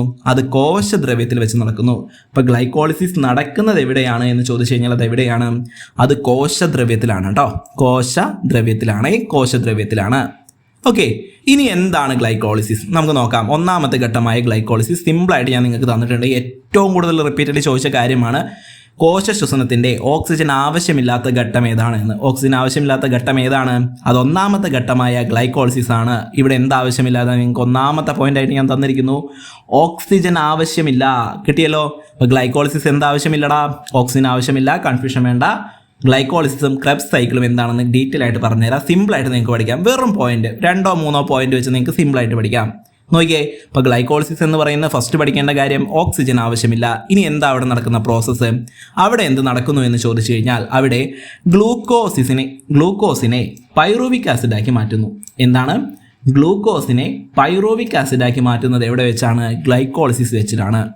ഗ്ലൂക്കോസിനെ എന്ത് ചെയ്യുന്നു? പൈറൂവിക് ആസിഡാക്കി മാറ്റുന്നു. ഇനി ഇവിടെ എത്ര ഊർജ്ജം സ്വതന്ത്രമാകുന്നുണ്ട്? ഇവിടെ 2 ATP തന്മാത്രകളാണ് കേട്ടോ ലഭിക്കുന്നത്. എത്ര ATP ആണ്? 2 ATP ആണ്. ഊർജ്ജ തന്മാത്രകളെ പറയുന്ന പേരാണ് ATP. 2 ATP ഉണ്ട് കേട്ടോ. ഓക്കെ, അപ്പോൾ അത് ഈ ക്ലാസ്സിലെ രണ്ടാമത്തെ ചോദ്യം ഞാൻ ചോദിക്കാൻ പോവാണ്. ATP എന്ന് ഞാൻ മനഃപൂർവ്വം എഴുതിയതാണ്. ATPയുടെ ഫുൾ ഫോം എന്ത് ചെയ്യുക? നിങ്ങൾ കമൻറ്റ് ചെയ്യുക കേട്ടോ മക്കളെ. ഞാൻ എപ്പോഴും പറയുന്ന കാര്യമാണ്, നിങ്ങളുടെ അടുത്തൊരു ചോദ്യം ചോദിക്കുന്ന സമയത്ത് നിങ്ങളത് ഉത്തരം പറയാനുള്ള മെൻറ്റാലിറ്റി എന്ത് വേണം? നിങ്ങൾക്ക് വേണം. കാരണം നിങ്ങൾ എന്താണ്? ഒരു ഉദ്യോഗാർത്ഥിയാണ്. നിങ്ങളൊരു എക്സാം ഹാളിലിരിക്കുമ്പോൾ നിങ്ങൾക്ക് ഒരുപാട് ചോദ്യങ്ങൾ നിങ്ങൾ മുന്നിലേക്ക് എത്തുമ്പോൾ നിങ്ങൾക്ക് അതിന് ഉത്തരം പറയാനുള്ള ടെൻഡൻസി വേണമെന്നുണ്ടെങ്കിൽ നിങ്ങൾ ഇങ്ങനത്തെ സിമ്പിൾ ചോദ്യങ്ങളെ നേരിട്ടേ മതിയാവൂ. ഓക്കെ, അപ്പോൾ ഞാൻ ചോദിക്കുന്ന രണ്ടാമത്തെ ചോദ്യമാണ് ഇത്. ഒന്നാമത്തെ ചോദ്യം ഞാൻ ഓൾറെഡി ആദ്യം ചോദിച്ചു. ഇത് രണ്ടാമത്തെ ചോദ്യമാണ്. ATPയുടെ ഫുൾ ഫോം എന്ത് ചെയ്യുക? നിങ്ങൾ കമൻറ്റ് ചെയ്യുക കേട്ടോ. ഒരു തവണ PYQ അങ്ങനെ തന്നെ ചോദിച്ചിട്ടുണ്ട് ATPയുടെ ഫുൾ ഫോം എന്താണെന്ന്. ഓക്കെ, ഫുൾ ഫോമുകൾ എപ്പോഴും ചോദിക്കുന്നതാണ്. അപ്പോൾ നിങ്ങൾ എന്ത് ചെയ്യുക? ATPയുടെ ഫുൾ ഫോം പറയുക. ക്ലിയർ ആയല്ലോ? ഇനി നിങ്ങൾക്ക് അറിയില്ല എന്ന് വെച്ചോ. അറിയില്ല എന്ന് പറയാം. ഞാനിപ്പോൾ അതാ കഴിഞ്ഞ ക്ലാസ് ഇട്ട സമയത്ത് ഒരു കുട്ടി അറിയില്ല എന്ന് പറഞ്ഞു. വളരെ ഡീറ്റെയിൽ ആയിട്ട് പറഞ്ഞു കൊടുത്തിട്ടുണ്ടായി. നിങ്ങൾക്ക് കമൻറ്റ് ചെക്ക് ചെയ്ത് കഴിഞ്ഞാൽ ക്ലിയർ ആവും. ഓക്കെ, അപ്പോൾ നിങ്ങൾക്ക് അറിയില്ല എന്ന് പറഞ്ഞാലും ഒരു പ്രശ്നമില്ല. അത് പറഞ്ഞു തരാണല്ലോടാ ഞാൻ ഇവിടെ ഇരിക്കുന്നത്. ഒരു പ്രശ്നമില്ല. അറിയില്ലെങ്കിൽ അറിയില്ല എന്ന് പറയാനും ഒരു മടിയും വേണ്ട. ഓക്കെ അല്ലേ? ശരി, അപ്പോൾ ഗ്ലൈക്കോളിസിസ് എന്താണ്? ഓക്സിജൻ ആവശ്യമില്ലാത്ത ഘട്ടം. ഗ്ലൂക്കോസിനെ പൈറൂവിക് ആസിഡാക്കി മാറ്റുന്നു. 2 ATP തന്മാത്രകൾ ലഭ്യമാകുന്നു. അങ്ങനെയെങ്കിൽ രണ്ടാമത്തെ ഘട്ടമാണ് ക്രെബ്സ് സൈക്കിൾ അല്ലേ? ക്രെബ്സ് പരിവൃത്തി എന്നൊക്കെ പറയുന്ന ക്രെബ്സ് സൈക്കിൾ ആണ് അല്ലേ? അതെവിടെ വെച്ചാണ് നടക്കുന്നത്? മൈറ്റോകോൺട്രിയയിൽ വെച്ച് നടക്കുന്നു. എവിടെ വെച്ച് നടക്കുന്നു? മൈറ്റോകോൺട്രിയയിൽ. അപ്പോൾ ഗ്ലൈക്കോളിസിസ് എവിടെയാണ് നടന്നത്? കോശദ്രവ്യത്തിൽ. കമ്പയർ ചെയ്ത് പഠിക്കുവാണെങ്കിൽ മൈറ്റോകോൺട്രിയയിൽ വെച്ച് നടക്കുന്നു. അല്ലെങ്കിൽ കുഴപ്പമില്ല, ആദ്യം ഞാൻ നിങ്ങൾക്ക് ഇത് പറഞ്ഞുതരാം. അതിനുശേഷം നമുക്ക് കമ്പയർ ചെയ്ത് നോക്കാം. ഓക്കെ, അപ്പോൾ ക്രെബ്സ് സൈക്കിൾ എവിടെ നടക്കുന്നു? മൈറ്റോകോൺട്രിയയിൽ നടക്കുന്നു. എന്താവശ്യമാണ്? ഓക്സിജൻ ആവശ്യമാണ്. ഓക്സിജൻ ആവശ്യമായ ഘട്ടമാണ് ക്രെബ്സ് സൈക്കിൾ. ഇവിടെ എന്താ സംഭവിക്കുന്നത്? പൈറൂവിക് ആസിഡ് കാർബൺ ഡൈ ഓക്സൈഡും ജലവുമായി മാറുന്നു. പൈറൂവിക് ആസിഡ് കാർബൺ ഡൈ ഓക്സൈഡും ജലവുമായി മാറുന്നു. ഇവിടെ എത്ര തന്മാത്രകൾ ഉൽപ്പാദിപ്പിക്കുന്നുണ്ട്? 28 ATP തന്മാത്രകളാണ് കേട്ടോ. 28 ATP തന്മാത്രകൾ ഉൽപ്പാദിപ്പിക്കുന്നു. ക്ലിയർ ആയല്ലോ? അപ്പോൾ കോശശ്വസനം എന്താണെന്ന് ഞാൻ പറഞ്ഞു. കോശശ്വസനത്തിൻ്റെ 2 ഘട്ടങ്ങൾ ഞാൻ പറഞ്ഞു. ഇനി നമുക്കിതൊന്ന് കമ്പയർ ചെയ്ത് നോക്കാം. ഓക്കെ, കമ്പയർ ചെയ്ത് പഠിക്കാൻ വെച്ചാൽ സിമ്പിളായിട്ട് കിട്ടും. നോക്കിയടാ, ഒന്നാമത്തെ ഘട്ടമായ ഗ്ലൈക്കോളിസിസിന് ഓക്സിജൻ ആവശ്യമില്ല. എന്നാൽ രണ്ടാമത്തെ ഘട്ടമായ ക്രബ്സ് സൈക്കിളിന് ഓക്സിജൻ ആവശ്യമാണ്. ഒന്നാമത്തെ ഘട്ടമായ ഗ്ലൈക്കോളിസിസ് എവിടെ നടക്കുന്നു? കോശദ്രവ്യത്തിൽ വെച്ച് നടക്കുന്നു. എന്നാൽ രണ്ടാമത്തെ ഘട്ടമായ ക്രബ്സ് സൈക്കിൾ മൈറ്റോകോൺട്രിയയിൽ വെച്ചാണ് നടക്കുന്നത്. അടുത്തത് ഗ്ലൈക്കോളിസിസ് ഗ്ലൂക്കോസിനെ പൈറൂവിക് ആസിഡാക്കി മാറ്റുന്നു. എന്നാൽ ക്രബ്സ് സൈക്കിൾ പൈറൂവിക് ആസിഡിനെ കാർബൺ ഡൈ ഓക്സൈഡും ജലവുമായി മാറ്റുന്നു. ഗ്ലൈക്കോളിസിസ് 2 ATP തന്മാത്രകളാണ് ലഭ്യമാവുന്നത്. എന്നാൽ ക്രബ്സ് സൈക്കിളിൽ 28 ATP തന്മാത്രകൾ ലഭ്യമാവുന്നു. കിട്ടിയല്ലോ? ഇങ്ങനെ നിങ്ങളുടെ മൈൻഡിൽ അങ്ങ് ഫിക്സ് ആക്കി കഴിഞ്ഞാൽ നിങ്ങൾക്ക് സിമ്പിളായിട്ട് അങ്ങ് കിട്ടും. ഓക്കെ, ക്ലിയർ ആയല്ലോടാ? അപ്പോൾ ഓക്സിജൻ ആവശ്യമായ ഘട്ടം ക്രബ്സ് സൈക്കിളും ഓക്സിജൻ ആവശ്യമില്ലാത്ത ഘട്ടം ഗ്ലൈക്കോളിസിസുമാണ്. ക്ലിയർ ആയല്ലോ? അടുത്ത് നോക്കിക്കേ, എന്താണ് ശ്വസന പ്രക്രിയ? എന്താണ് അവിടെ സംഭവിക്കുന്നത്? എന്താണ് അവിടെ നടക്കുന്നത്? ക്ലിയർ ആയിട്ട് പറഞ്ഞുതരാം. സിമ്പിളായിട്ട് 4 പോയിന്റ് വെച്ച് നിങ്ങൾക്ക് എന്ത് ചെയ്യാൻ പോവാണ്? ശ്വസന പ്രക്രിയ വിശദീകരിക്കാൻ പോവാണ്. അപ്പോൾ ശ്രദ്ധിച്ചേടാ, ശ്വാസകോശത്തിൽ വെച്ച് ചെറിയൊരു ഭാഗം O2, അതായത് ഓക്സിജൻ, ഓക്കെ, O2 പ്ലാസ്മയിൽ ലയിക്കുന്നു. അപ്പോൾ എന്താ സംഭവിക്കുന്നത്? ശ്വാസകോശത്തിൽ വെച്ച് ചെറിയൊരു ഭാഗം ഓക്സിജൻ പ്ലാസ്മയിൽ ലയിക്കുന്നു. ബാക്കി ഭാഗം ഓക്സിജൻ ഹീമോഗ്ലോബിനുമായി ചേർന്ന് ഓക്സി ഹീമോഗ്ലോബിൻ ഉണ്ടാകുന്നു. അപ്പോൾ എന്താ സംഭവിക്കുന്നത്?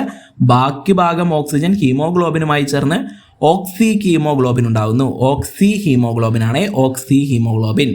ഇനി കോശത്തിനടുത്ത് വെച്ച് ഓക്സി ഹീമോഗ്ലോബിൻ എന്ത് സംഭവിക്കുന്നു? അത് വിഘടിച്ച് ഓക്സിജൻ സ്വതന്ത്രമാകുന്നു. അപ്പോൾ കോശത്തിനടുത്ത് വെച്ചിട്ട് ഓക്സി ഹീമോഗ്ലോബിൻ വിഘടിക്കുന്നു. അതിനുശേഷം ഓക്സിജൻ സ്വതന്ത്രമാവുന്നു. കിട്ടിയല്ലോ? അവസാനത്തെ പോയിന്റ് നോക്കിക്കേ, ഇങ്ങനെ സ്വതന്ത്രമായ ഓക്സിജൻ രക്തത്തിൽ നിന്നും ടിഷ്യൂ ദ്രവത്തിലേക്കും അവിടെ നിന്ന് കോശങ്ങളിലേക്കും പ്രവേശിക്കുന്നു. അപ്പം അങ്ങനെ സ്വതന്ത്രമായ ഓക്സിജൻ എന്ത് സംഭവിക്കുന്നു? അങ്ങനെ സ്വതന്ത്രമായ ഓക്സിജൻ രക്തത്തിൽ നിന്നും ടിഷ്യൂ ദ്രവത്തിലേക്കും അവിടെ നിന്ന് കോശങ്ങളിലേക്കും പ്രവേശിക്കുന്നു എന്നാ പറഞ്ഞത്. ക്ലിയർ ആയല്ലോ? ഒന്നുകൂടെ ഓടിച്ച് പറയട്ടെ മക്കളെ, ശ്രദ്ധിച്ചേ. ശ്വസന പ്രക്രിയ: ശ്വാസകോശത്തിൽ വെച്ച് ചെറിയ ഭാഗം ഓക്സിജൻ പ്ലാസ്മയിൽ ലയിക്കുന്നു. ബാക്കിയുള്ള ഭാഗം ഓക്സിജൻ ഹീമോഗ്ലോബിനുമായി ചേർന്ന് ഓക്സി ഹീമോഗ്ലോബിൻ ഉണ്ടാകുന്നു. ഈ ഓക്സി ഹീമോഗ്ലോബിൻ കോശത്തിനടുത്ത് വെച്ച് ഓക്സിജൻ സ്വതന്ത്രമാക്കുന്നു. ഇങ്ങനെ സ്വതന്ത്രമായ ഓക്സിജൻ രക്തത്തിൽ നിന്നും ടിഷ്യൂ ദ്രവത്തിലേക്കും അവിടെ നിന്ന് കോശങ്ങളിലേക്കും പ്രവേശിക്കുന്നു. ഇതാണ് എന്ത്? ശ്വസന പ്രക്രിയ. ക്ലിയർ ആയല്ലോ? ക്ലിയർ ആയി. അടുത്ത പോയിന്റിലേക്ക് പോവാം. ഓക്കെ, എടാ മക്കളെ, ഇതുവരെയും ലൈക്ക് അടിക്കാത്തവർ എന്ത് ചെയ്യുക? ഇപ്പം തന്നെ ലൈക്ക് അടിക്കാട്ടോ. ഇപ്പം തന്നെ ലൈക്ക് അടിക്കുക. ചാനൽ സബ്സ്ക്രൈബ് ചെയ്യാത്തവർ എന്ത് ചെയ്യുക? ഇപ്പം തന്നെ സബ്സ്ക്രൈബ് ചെയ്ത് വെക്കുക. അടുത്ത നോക്കിക്കേ, കോശങ്ങളിൽ നിന്നുള്ള CO2 രക്തത്തിൽ കലർന്ന ശേഷം എന്ത് സംഭവിക്കുന്നു? അപ്പോൾ നമ്മൾ ഓക്സിജൻ എന്ത് സംഭവിക്കുന്നു എന്ന് പറഞ്ഞു. അപ്പോൾ ഇനി എന്താണ് CO2 സംഭവിക്കുന്നത്? എടാ, CO2 സെപ്പറേഷൻ ഉണ്ട്. ഇത്ര ഭാഗം എന്ന് പറഞ്ഞ് നമുക്ക് പഠിക്കാനുണ്ട്. സിമ്പിളായിട്ട് പറഞ്ഞുതരാം. വെറും 3 പോയിന്റ് നിങ്ങൾക്ക് സിമ്പിളായിട്ട് കിട്ടും. കോശങ്ങളിൽ നിന്നുള്ള CO2 എന്താണ് സംഭവിക്കുന്നത് രക്തത്തിൽ കലർന്നതിന് ശേഷം എന്ന് നോക്കിയടാ. 7% അല്ലേ? 7% CO2 എന്ത് ചെയ്യുന്നു? പ്ലാസ്മയിൽ ലയിക്കുന്നു. അപ്പോൾ 7% CO2 എന്താ സംഭവിക്കുന്നത്? അത് പ്ലാസ്മയിലാണ് ലയിക്കുന്നത്. 7% CO2 പ്ലാസ്മയിലാണ് ലയിക്കുന്നത്. 7% കഴിഞ്ഞു. അടുത്തത് 23% CO2. 23% CO2 എന്ത് സംഭവിക്കുന്നു? അത് ഹീമോഗ്ലോബിനുമായി ചേർന്ന് കാർബമിനോ ഹീമോഗ്ലോബിൻ. ആ പേര് അങ്ങനെ തന്നെ ശ്രദ്ധിക്കണേടാ, കാർബോക്സി ഹീമോഗ്ലോബിൻ. കാരണം നമ്മൾ നേരത്തെ പഠിച്ചത് എന്താണ്? ഓക്സി ഹീമോഗ്ലോബിൻ ആണല്ലേ. അപ്പോൾ നമുക്ക് തെറ്റിക്കാൻ വേണ്ടി PSC ഒരു തവണ ചോദിച്ച ചോദ്യമാണ്.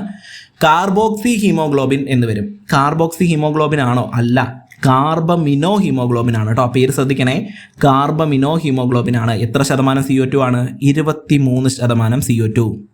ക്ലിയർ ആയല്ലോ? അടുത്ത് നോക്കിക്കേ, 70% CO2 RBCയിലെ ജലവുമായി സംയോജിച്ച് ബൈകാർബണേറ്റായി മാറുന്നു. അപ്പോൾ 70% CO2, അതായത് ഭൂരിഭാഗം CO2 എന്താ സംഭവിക്കുന്നത്? അത് RBCയിലെ, അതായത് റെഡ് ബ്ലഡ് സെൽസ് അല്ലേ, അരുണ രക്താണുക്കൾ. ആ അരുണ രക്താണുക്കളിലെ ജലവുമായി സംയോജിച്ച് ബൈകാർബണേറ്റായി മാറുന്നു എന്നാണ് പറയുന്നത്. ക്ലിയർ ആയല്ലോ? അപ്പോൾ 7% CO2 ഓക്സിജനിൽ ലയിക്കുന്നു. 23% CO2 ഹീമോഗ്ലോബിനുമായി ചേർന്ന് കാർബമിനോ ഹീമോഗ്ലോബിൻ ആവുന്നു.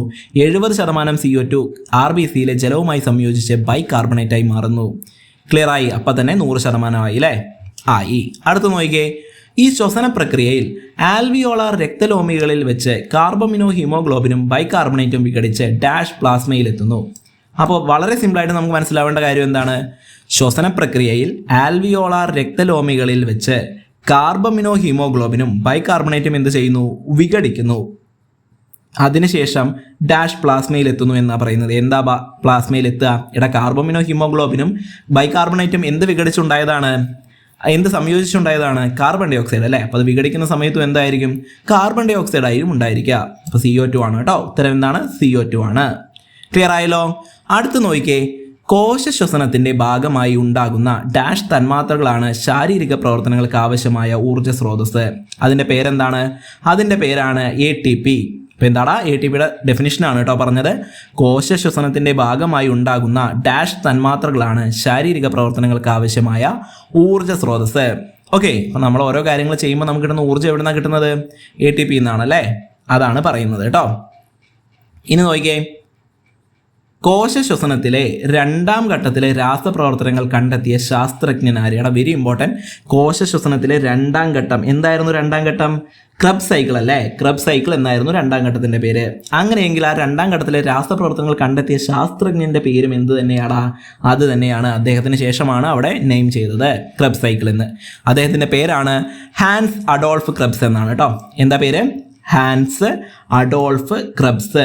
ഓക്കെ, ഹാൻസ് അഡോൾഫ് ക്രബ്സ് എന്ന് പറയുന്ന ശാസ്ത്രജ്ഞനാണ് കോശ ശ്വസനത്തിലെ 2ാം ഘട്ടത്തിലെ രാസപ്രവർത്തനങ്ങൾ കണ്ടെത്തിയ ശാസ്ത്രജ്ഞൻ. അപ്പോൾ ഹാൻസ് അഡോൾഫ് ക്രബ്സ്. അടുത്ത പോയിന്റ് നോക്കിക്കേ, ഹാൻസ് അഡോൾഫ് ക്രബ്സിന് വൈദ്യശാസ്ത്രത്തിനുള്ള നോബൽ സമ്മാനം ലഭിച്ച വർഷം. വെരി ഇമ്പോർട്ടൻ്റ് ആണ് കേട്ടോ. ഈ ചാപ്റ്ററിൽ ആകെ പറയുന്ന ഒരു വർഷമാണ്. ഓക്കെ, ഈ ഹാൻസ് അഡോൾഫ് ക്രബ്സിന് വൈദ്യശാസ്ത്രത്തിനുള്ള നോബൽ സമ്മാനം ലഭിച്ചത് ഏത് വർഷത്തിലാണെന്ന് ചോദിക്കുന്നുണ്ട്. 1953, 1953 കേട്ടോ. അങ്ങനെയെങ്കിൽ ഞാനൊരു CA ചോദ്യം ചോദിക്കട്ടെടാ. ഈ ക്ലാസ്സിലെ 3ാമത്തെ ചോദ്യം കേട്ടോ. അപ്പോൾ ഈ ക്ലാസ്സിൽ നമ്മൾ ക്ലാസ്സുമായി ബന്ധപ്പെട്ട ചോദ്യമല്ല, കറണ്ട് അഫെയർ ഫാക്റ്റ് ആണ്. അപ്പോൾ നിങ്ങൾ എന്ത് ചെയ്യുക? അതിൻ്റെ ഉത്തരം പറയുക കേട്ടോ. ഓക്കെ, 2025 നോബൽ സമ്മാനം പ്രഖ്യാപിച്ച സമയത്ത് വൈദ്യശാസ്ത്രത്തിനുള്ള നോബൽ സമ്മാനം ലഭിച്ചവരുടെ പേര് എന്ത് ചെയ്യുക? നിങ്ങൾ ഉത്തരമായിട്ട് പറയുക കേട്ടോ. ഓക്കെ, 2005 പ്രഖ്യാപിച്ച നോബൽ പ്രൈസിൽ വൈദ്യശാസ്ത്ര വിഭാഗത്തിനുള്ള നോബൽ പ്രൈസ് ലഭിച്ച വ്യക്തിയുടെ പേരുകൾ എന്ത് ചെയ്യുക? നിങ്ങൾ കമൻ്റായിട്ട് രേഖപ്പെടുത്തുക. അപ്പോൾ അത് 3ാമത്തെ ചോദ്യമാണ് മക്കളെ. നിങ്ങൾ ഉത്തരം പറയണം കേട്ടോ. ഓക്കെ, ഇനി നിങ്ങൾക്ക് ഉത്തരം അറിയില്ലെങ്കിൽ നിങ്ങൾ വേറെ എങ്ങോട്ടെങ്കിലും പോകണ്ട. നമ്മുടെ ചാനലിൽ തന്നെ എന്തുണ്ട്? നോബൽ പ്രൈസ് എന്ന് പറയുന്ന ഒരു പ്ലേലിസ്റ്റ് ഉണ്ട്. അതിൽ വലിയ വീഡിയോകളൊന്നും ഇല്ലടാ, വെറും ചെറിയ വീഡിയോകൾ. നിങ്ങൾക്കൊരു ഷോർട്ട് പേജ്, ഒരു പേജ് ഞാൻ വളരെ ഡീറ്റെയിൽ ആയിട്ട് എഴുതി വ്യക്തമാക്കി വെച്ചിട്ടുണ്ട്. വേറെ 6 സെക്കൻഡ് 7 സെക്കൻഡേ ഉള്ളൂ ആ വീഡിയോ. അതിലൊന്നും പറയുന്നില്ല. നിങ്ങൾ നേരെ വീഡിയോ ഓണാക്കുക, അതിലുണ്ടാവും അദ്ദേഹത്തിൻ്റെ പേര്. അത് കേട്ട് നോട്ട് ചെയ്ത് വയ്ക്കുക. സിമ്പിളായിട്ട് കിട്ടുന്ന പരിപാടിയല്ലേ? ഒന്ന് ചെക്ക് ചെയ്ത് നോക്കിക്കേ. ഓക്കെ, അപ്പോൾ അതാണ് 3ാമത്തെ ചോദ്യം. അടുത്ത ചോദ്യത്തിലേക്ക് പോകാലോ. നോക്കിയേടാ, RBCയിലെ വർണ്ണകം. ഒരുപാട് തവണ റിപ്പീറ്റഡ്ലി വന്ന ചോദ്യമാണ്. RBCയിലെ വർണ്ണകം ഏതാണ്? അത് ഹീമോഗ്ലോബിൻ ആണ് കേട്ടോ. ഹീമോഗ്ലോബിനാണ് RBCയിലെ വർണ്ണകം. കിട്ടിയല്ലോ. അടുത്ത് നോക്കിയേടാ, ഒരു ഹീമോഗ്ലോബിൻ തന്മാത്ര എത്ര കാർബൺ ഡൈ ഓക്സൈഡ് തന്മാത്രകളെ സംവഹനം ചെയ്യുന്നത്? അതൊരു തവണ PYQ ചോദിച്ച ചോദ്യമാണ്. കേരള PSC പ്രീവിയസ് ഇയറിൽ ചോദിച്ച ഒരു ചോദ്യമാണ്. ഞാൻ അറ്റൻഡ് ചെയ്തൊരു ചോദ്യമാണ്. നോക്കിയേ, ഒരു ഹീമോഗ്ലോബിൻ തന്മാത്ര എത്ര ഓക്സിജൻ എത്ര കാർബൺ ഡൈ ഓക്സൈഡ് തന്മാത്രകളെയാണ് സംവഹനം ചെയ്യുന്നത് എന്ന് ചോദിച്ചു കഴിഞ്ഞാൽ 4 ആണ് കേട്ടോ. 4 തന്മാത്രകളെയാണ്. ഇനി നോക്കിയേ, ഹീമോഗ്ലോബിൻ്റെ അളവ് സ്ത്രീകളിൽ എത്രയാണ്? നിങ്ങളൊക്കെ ബ്ലഡ് ടെസ്റ്റ് ചെയ്ത ആൾക്കാരല്ലേ? ബ്ലഡ് ടെസ്റ്റ് ചെയ്യുന്ന സമയത്ത് അതിലൊരു HB എന്ന് കാണും അല്ലേ? HB എന്താണത്? HB ഹീമോഗ്ലോബിൻ ആണല്ലേ? HB എന്ന് പറയുന്നത് ഹീമോഗ്ലോബിൻ ആണ്. അപ്പോൾ ആ HB കണ്ടന്റ് എന്ന് പറയുന്നത് നിങ്ങൾ കാണുന്ന നോർമൽ എന്ന് പറഞ്ഞിട്ട് കാണിക്കുന്ന ഒരളവാണ് ഇവിടെ. സ്ത്രീകളിൽ എത്രയാണെന്നാണ് പറയുന്നത്? സ്ത്രീകളുടെ അളവ് പഠിച്ചു വയ്ക്കുക. 12/16 GM/DL ആണ് കേട്ടോ. 12/16 gram/DL ആണ്. ഓക്കെ, GM/DL ആണ് കേട്ടോ. 12/16 GM/DL ആണ് സ്ത്രീകളിൽ. ഹീമോഗ്ലോബിൻ്റെ അളവ് സ്ത്രീകളിലാണ്. അപ്പോൾ ഇത് കുറവാകുമ്പോഴാണ് ബ്ലഡ് കുറവാണ്, HB കുറവാണ് എന്നൊക്കെ പറയുന്നത്. ഓക്കെ, ഇനി അത് പുരുഷന്മാരിലാണെങ്കിൽ ലേശം കൂടുതലാണ്. പുരുഷന്മാരിൽ എങ്ങനെ വരും? 14/18 gram/DL ആണ്, GM/DL ആണ്. 14/18 GM/DL ആണ് കേട്ടോ. അപ്പോൾ സ്ത്രീകളിലാണെങ്കിൽ 12/16 പുരുഷന്മാരിലാണെങ്കിൽ 16/18 ആണ് കേട്ടോ. 14/18 മാറിപ്പോരുത് കേട്ടോ. ക്ലിയർ ആയിട്ട് പഠിച്ചു വയ്ക്കുക. അടുത്ത് നോക്കിയേ, ഹീമോഗ്ലോബിനിലെ മുഖ്യ ഘടകം ഏതാണ്? ഹീമോഗ്ലോബിനിലെ മുഖ്യ ഘടകമാണ് ഇരുമ്പ്. ഹീമോഗ്ലോബിനിലെ മുഖ്യ ഘടകമാണ് ഇരുമ്പ്, അയൺ എന്ന് പറയുന്നത് അല്ലേ? ഇരുമ്പാണേ. അടുത്ത് നോക്കിയേ, ഹീമോഗ്ലോബിൻ്റെ അളവ് കുറയുന്നത് മൂലമുണ്ടാകുന്ന രോഗം. വെരി ഇമ്പോർട്ടൻ്റ് ആയിട്ട് ചോദിച്ചു, ഒരുപാട് തവണ റിപ്പീറ്റഡ്ലി വന്ന ചോദ്യമാണ്. ഹീമോഗ്ലോബിൻ്റെ അളവ് കുറയുന്നത് മൂലമുണ്ടാകുന്ന രോഗം ഏതാണ്? ആ രോഗം അത് അനീമിയയാണ് അല്ലേ? അനീമിയാണ്, നമുക്ക് എല്ലാവർക്കും അറിയാം. അയൺ ഗുളികയൊക്കെ എടുക്കാൻ പറയില്ലേ? ഹീമോഗ്ലോബിൻ്റെ അളവ് കുറയുന്നത് മൂലമുണ്ടാകുന്ന രോഗമാണ് അനീമിയ. ക്ലിയർ ആയല്ലോ? അനീമിയ. അടുത്തതും നിങ്ങൾ നോക്കിയാൽ ഈ ചോദ്യം ഒരുപാട് തവണ ചോദിച്ച ചോദ്യമാണ് കേട്ടോ. നിങ്ങൾക്ക് കാണുമ്പോൾ തന്നെ മനസ്സിലാവും ഈ ചാപ്റ്റർ എത്രത്തോളം ഇമ്പോർട്ടൻ്റ് ആണെന്ന്. നിങ്ങൾ പഠിച്ചു പോകുമ്പോൾ നിങ്ങൾക്ക് മനസ്സിലാവുന്നില്ലടാ, അത്ര ഇമ്പോർട്ടൻ്റ് ആയ ചാപ്റ്ററാണ്. കാരണം എന്താ? നിങ്ങൾ ആ ചോദ്യം നോക്കിയേ, ശ്വസനാവയവം ഒരുപാട് തവണ റിപ്പീറ്റ് ചോദിച്ചാണ്. അതായത് ഇങ്ങനെ തരും, അമീബായും തരും, കോശസ്തരം, അടിയിൽ തരും മണ്ണിര, ഡാഷും തരും. അപ്പോൾ നമ്മൾ എന്ത് ചെയ്യണം? ആ ഡാഷിൽ ഉൾപ്പെടുന്നത് കണ്ടെത്തണം. അങ്ങനെയായിരുന്നു അതിൻ്റെ പാറ്റേൺ. അപ്പോൾ നോക്കിയേ, ശ്വസന അവയവമാണ് ചോദിച്ചത് അല്ലേ. അമീബയുടെ ശ്വസനാവയവം എന്താണ്? അത് കോശസ്തരമാണ്. മണ്ണിര എന്താണ്? മണ്ണിര ത്വക്കാണ് അല്ലേ. മണ്ണിര ത്വക്കാണ്. മത്സ്യം എന്താണ്? മത്സ്യം ശകുലമാണ്. അപ്പൊ അമീബ കോശസ്തരം, മണ്ണിര ത്വക്ക്, മത്സ്യം ശകുലമാണ്. ഇതൊക്കെയാണ് എന്ത്? ഇവയുടെ ശ്വസനാവയവം. ക്ലിയർ ആയല്ലോ? അമീബ കോശസ്തരം, മണ്ണിര ത്വക്ക്, മത്സ്യം ശകുലം. പഠിച്ചു വെച്ചേ. അടുത്തത്, സസ്യങ്ങളിലെ കോശശ്വസനം എങ്ങനെയാണ് നടക്കുന്നത്? അപ്പോൾ നമുക്ക് നോക്കി നോക്കാം, 2-3 പോയിന്റ് ആയിട്ട് പഠിക്കാം. സസ്യങ്ങളിൽ എന്താണ് കോശശ്വസനം? നോക്കിയേടാ, സസ്യങ്ങളിലെ കോശശ്വസന പ്രക്രിയ മനുഷ്യനിലേത് സമാനമാണ്. അപ്പം എന്താണ്? സസ്യങ്ങളിൽ നടക്കുന്ന കോശശ്വസന പ്രക്രിയ മനുഷ്യനിലേതിന് സമാനമാണ് എന്നാണ് പറയുന്നത്. ഇവയ്ക്ക് ശ്വസന വ്യവസ്ഥയോ വാതക സംവഹനത്തിനായി പ്രത്യേക അവയവങ്ങളോ ഇല്ല. അപ്പോൾ സസ്യങ്ങൾക്ക് എന്തില്ല?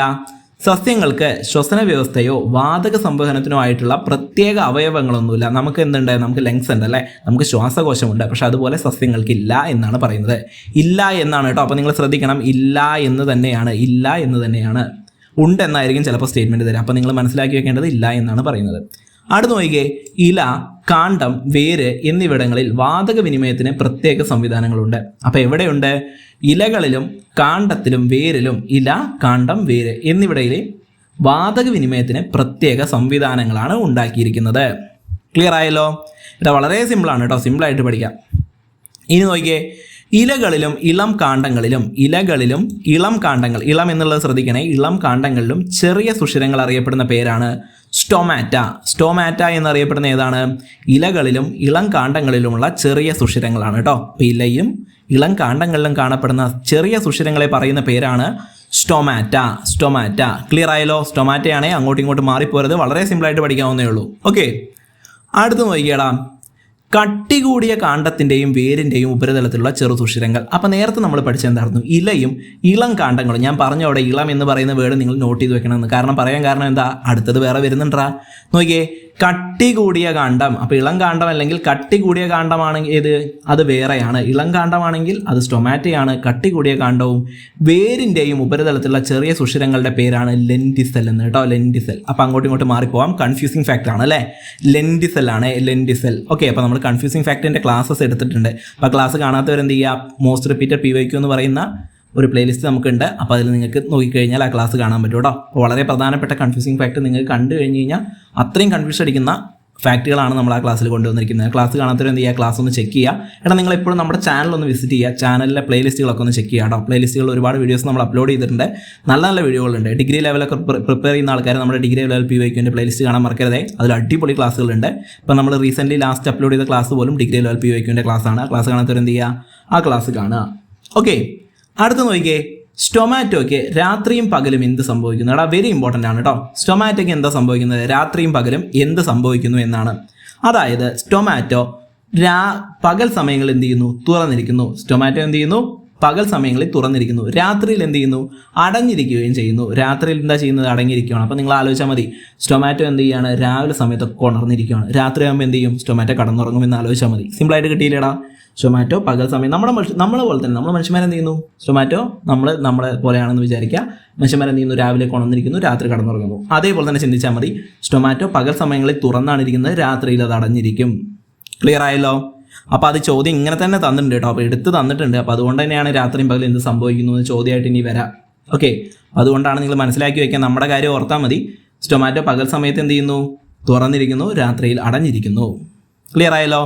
അടുത്ത് നോക്കിയേ, ഇലകളിലെ ഏത് കോശങ്ങളിലാണ് പകൽ സമയത്ത് ഒരേ സമയം പ്രകാശ സംശ്ലേഷണവും കോശശ്വസനവും നടക്കുന്നത്? വെരി വെരി വെരി ഇമ്പോർട്ടൻ്റ് എന്ന് ഞാൻ പറയും. നല്ലൊരു അടിപൊളി ചോദ്യമാണ്. ഇലകളിലെ ഏത് കോശങ്ങളിലാണ് പകൽ സമയത്ത് ഒരേ സമയത്ത് കേട്ടോ, അതായത് അറ്റ് ദ സെയിം ടൈം പ്രകാശ സംശ്ലേഷണം, ഫോട്ടോസിന്തസിസും കോശശ്വസനവും, അതായത് എന്താണ്? സെൽ റെസ്പിറേഷൻ അല്ലേ, കോശശ്വസനവും നടക്കുന്ന എവിടെയാണ്? അത് മീസോഫിലാണ് കേട്ടോ. മീസോഫിലാണ്. അപ്പം എന്താ അവിടെ പറഞ്ഞത്? എന്താ അവിടെ സംഭവിക്കുന്നത് നോക്കിയടാ? ഇലകളിലെ ഏത് കോശങ്ങളിലാണ് പകൽ സമയത്ത് ഒരേ സമയം പ്രകാശ സംശ്ലേഷണവും കോശശ്വസനവും നടക്കുന്നത് എന്നാണ് ചോദ്യം. അതെവിടെയാണ്? അത് മീസോഫിലിലാണ്. ഓക്കെ, അടുത്ത ചോദ്യം നോക്കിയേടാ, ജീവികളിൽ ശ്വസനം. അപ്പോൾ ജീവികളിൽ എന്താ ശ്വസനത്തിന് നടക്കുന്നത് നോക്കിയേ. ബാക്ടീരിയ, ഈസ്റ്റ് തുടങ്ങിയ ജീവികളിൽ ശ്വസനത്തിന് എന്താ ആവശ്യമില്ല? ഓക്സിജൻ ആവശ്യമില്ല. Very very important. Bacteria, east തുടങ്ങിയ ജീവികളിൽ എന്ത് വേണ്ട? ശ്വസനത്തിന് ഓക്സിജൻ വേണ്ട. അപ്പോൾ ശ്വസനത്തിന് ഓക്സിജൻ ആവശ്യമില്ലാത്ത ഘട്ടം നമ്മൾ പഠിച്ചു. ജീവികൾ ഏതൊക്കെയാണ്? ബാക്ടീരിയയും ഈസ്റ്റുമാണ് കേട്ടോ. അവർക്ക് ഓക്സിജൻ ആവശ്യമില്ല എന്നാണ് പറയുന്നത്. എല്ലാ ജീവികളിലും കോശശ്വസനത്തിൻ്റെ ആദ്യഘട്ടമായ ഗ്ലൈക്കോളിസിസ് എന്താണ്? സമാനമാണ്. അപ്പോൾ എല്ലാ ജീവികളിലും എന്താണ്? കോശശ്വസനത്തിൻ്റെ ആദ്യഘട്ടമായ ഗ്ലൈക്കോളിസിസ് സമാനമാണ് എന്നാണ് പറയുന്നത്. അപ്പോൾ അത് വ്യത്യസ്തമാണ് എന്ന് തരാം. നമുക്ക് സ്റ്റേറ്റ്മെൻറ്റ് തരുന്ന സമയത്ത് വ്യത്യസ്തമാണ് എന്ന് തരാം, അല്ലെങ്കിൽ ക്രെബ്സ് സൈക്കിൾ സമാനമാണെന്ന് തരാം. പക്ഷെ സമാനമായ ഘട്ടം ഏതാണ്? അത് ഗ്ലൈക്കോളിസിസ് ആണ്. അങ്ങോട്ടും ഇങ്ങോട്ടും മാറി പഠിക്കരുത്. ക്ലിയർ ആയല്ലോ? അടുത്തത് എന്താണ് എയറോബിക് ശ്വസനം, എന്താണ് അനേറോബിക് ശ്വസനം എന്നാണ് പറയുന്നത്. എയറോബിക് ശ്വസനം എന്ന് പറഞ്ഞു കഴിഞ്ഞാൽ ആ പേര് തന്നെ ഉണ്ട് അല്ലേ, എയർ ഉപയോഗിച്ച്. എയർ എന്ന് പറഞ്ഞാൽ എന്താണ്? ഓക്സിജൻ ഉപയോഗിച്ചുള്ള ശ്വസനം അറിയപ്പെടുന്ന പേരാണ് എയറോബിക് ശ്വസനം. ഓക്കെ, അപ്പോൾ ഓക്സിജൻ ഉപയോഗിച്ചുള്ള ശ്വസനം അറിയപ്പെടുന്ന പേരാണ് എയറോബിക് ശ്വസനം. അപ്പോൾ എയറോബിക് ശ്വസനം നടത്തുന്ന രണ്ടുപേർക്കുള്ള ഉദാഹരണം എന്താണ്? മനുഷ്യന്മാർ, എല്ലാ ജീവികളും എന്താണ്? എയറോബിക് ആണ് അല്ലേ. സസ്യങ്ങൾ, ഹരിത സസ്യങ്ങളൊക്കെ എന്താണ്? എയറോബിക് ആണ്. എന്നാൽ അത് തിരിച്ച് അനേറോബിക് എന്ന് പറഞ്ഞാൽ എന്താണ്? ചില ബാക്ടീരിയകൾ, ഈസ്റ്റ് എന്നിവയിൽ ശ്വസനം നടക്കുന്നത് ഓക്സിജൻ ഉപയോഗിക്കാതെയാണ്. ഇത്തരം ശ്വസനത്തെ എന്ത് പറയുന്നു? അനേറോബിക് ശ്വസനം എന്ന് പറയുന്നു. അപ്പോൾ എന്താണ് അനേറോബിക് ശ്വസനം എന്ന് പറഞ്ഞാൽ? എന്താണ്? ചില ബാക്ടീരിയകൾ, ഈസ്റ്റ് എന്നിവയിൽ ശ്വസനം നടക്കുന്നത് എന്താണ്? ഓക്സിജൻ ഉപയോഗിക്കാതെയാണ്. ഇത്തരം ശ്വസനത്തെയാണ് അനേറോബിക് ശ്വസനം എന്ന് പറയുന്നത്. അപ്പോൾ കിട്ടിയല്ലോ. അപ്പോൾ അനേറോബിക് എന്ന് പറയുന്നത് എന്താണ്? ഓക്സിജൻ ഉപയോഗിക്കാത്തത്. എയറോബിക് എന്ന് പറയുന്നത് എന്താണ്? ഓക്സിജൻ ഉപയോഗിച്ചുകൊണ്ടുള്ള ശ്വസനം. എയറോബിക്കിൻ്റെ ഉദാഹരണം മനുഷ്യൻ, സസ്യങ്ങൾ, ജീവജാലങ്ങളൊക്കെ എന്താണ്? എയറോബിക് ആണ്. എന്നാൽ ബാക്ടീരിയ, ഈസ്റ്റ് പോലുള്ളതൊക്കെ എന്താണ്? ഓക്സിജൻ ഉപയോഗിക്കുന്നില്ല ശ്വസനത്തിന് വേണ്ടി. അപ്പോൾ അതുകൊണ്ട് അത് അനേറോബിക് ആണ്. അനേറോബിക്. കിട്ടിയല്ലോ? വളരെ ഇമ്പോർട്ടൻ്റ് ആണ് കേട്ടോ, വളരെ ഇമ്പോർട്ടൻ്റ് ആണേ. ഓക്കെ, അപ്പോൾ അടുത്ത് നോക്കിക്കേ. ഓക്കെ, ശരി. അപ്പോൾ നമ്മൾ ഒന്നാമത്തെ പാർട്ടിന് വേണ്ടിയിട്ട് സെറ്റ് ചെയ്തിരിക്കുന്നത് ഇത്രയാണ് കേട്ടോ. ഏകദേശം നിങ്ങൾക്ക് 42 ചോദ്യം പറഞ്ഞു തന്നിട്ടുണ്ട്. വളരെ സിമ്പിളായിട്ട് നമ്മൾ ആ ചാപ്റ്ററിൻ്റെ പകുതി ഭാഗം കംപ്ലീറ്റ് ചെയ്തു. ഓക്കെ, വളരെ വലിയ ചാപ്റ്ററാണ്. 9ാം ക്ലാസ്സിലെ ചാപ്റ്റർ നിങ്ങൾക്ക് എടുത്തു നോക്കി കഴിഞ്ഞാൽ മനസ്സിലാവും, വളരെ വലിയ ചാപ്റ്ററാണ്. അപ്പോൾ ഓരോ ചോദ്യങ്ങളും അല്ലെങ്കിൽ ഓരോ പേജും നമ്മൾ അനലൈസ് ചെയ്ത് റിസർച്ച് ചെയ്തിട്ടാണ് നിങ്ങൾക്ക് ഈ ചോദ്യങ്ങളാക്കി കൊണ്ടുവരുന്നത്. അപ്പോൾ ഈ ചോദ്യങ്ങളാക്കി കൊണ്ടുവരാൻ നല്ല കഷ്ടപ്പാടുണ്ട്. നിങ്ങൾക്ക് ഇത് കാണുമ്പോൾ തന്നെ മനസ്സിലാവുന്നുണ്ട് അല്ലേ. നമ്മൾ തയ്യാറാക്കുന്ന മെറ്റീരിയലിൻ്റെ ക്വാളിറ്റി നിങ്ങൾ നോക്കിയേ കേട്ടോ. ഇത് നിങ്ങൾക്ക് ക്ലാസ് എടുക്കാൻ വേണ്ടി നമ്മൾ തയ്യാറാക്കുന്ന മെറ്റീരിയലാണ്. അപ്പോൾ അത്രയും ഡീറ്റെയിൽ ആയിട്ട് സിമ്പിളായിട്ട് നിങ്ങൾക്ക് കാണുന്ന രീതിയിൽ നല്ല ക്ലിയർ ആയിട്ടാണ് നമ്മൾ ഓരോ മെറ്റീരിയൽ ഉണ്ടാക്കുന്നത്. അപ്പോൾ എന്ത് ചെയ്യുക? അപ്പോൾ നിങ്ങൾ വീഡിയോ ലൈക്ക് ചെയ്യാത്ത ആരെങ്കിലും ഉണ്ടെങ്കിൽ വീഡിയോ ഇപ്പോൾ തന്നെ ലൈക്ക് ചെയ്യുക. അതേപോലെ തന്നെ ചാനൽ സബ്സ്ക്രൈബ് ചെയ്യാതെ ആരെങ്കിലും കാണുന്നുണ്ടെങ്കിൽ മക്കളെ നിങ്ങളൊന്ന് സബ്സ്ക്രൈബ് ചെയ്ത് വെച്ചേടാ. നിങ്ങൾക്ക് പഠിക്കാനല്ലേ, നിങ്ങൾക്കല്ലേ ജോലി വേണ്ടത്. നന്നായിട്ട് എന്ത് ചെയ്യുക? പഠിക്കാൻ ശ്രമിക്കുക കേട്ടോ. ഓക്കെ, അപ്പോൾ ചാനൽ സബ്സ്ക്രൈബ് ചെയ്യാത്തവർ സബ്സ്ക്രൈബ് ചെയ്യുക. അതേപോലെ തന്നെ വീഡിയോ കഴിഞ്ഞ് കഴിഞ്ഞാൽ, നിങ്ങൾ കണ്ടു കഴിഞ്ഞ് കഴിഞ്ഞാൽ നിങ്ങൾക്ക് ഹൈപ്പ് എന്ന് പറയുന്ന ഒരു ബട്ടൺ ഉണ്ടാവും. ഓക്കെ, അപ്പോൾ ഹൈപ്പ് എന്ന് പറയുന്ന ഒരു ബട്ടൺ കൂടി നിങ്ങൾ എന്ത് ചെയ്യുക? ഹൈപ്പ് അമർത്തുക. അതേപോലെ തന്നെ നിങ്ങളുടെ കൂട്ടുകാരും പഠിക്കുന്നവരുണ്ടെങ്കിൽ അവർക്ക് ഈ വീഡിയോ ഒന്ന് ഷെയർ ചെയ്ത് കൊടുക്കുക. ഓക്കെ അല്ലേടാ? അപ്പോൾ നിങ്ങളുടെ അഭിപ്രായങ്ങൾ കമൻറ്റിലൂടെ പറയാൻ മറക്കരുത്. ദിസ് ഈസ് വില്ലാൻ സൈനിങ് ഓഫ്. മറ്റൊരു വീഡിയോയുമായിട്ട് നമുക്ക് വീണ്ടും കാണാം.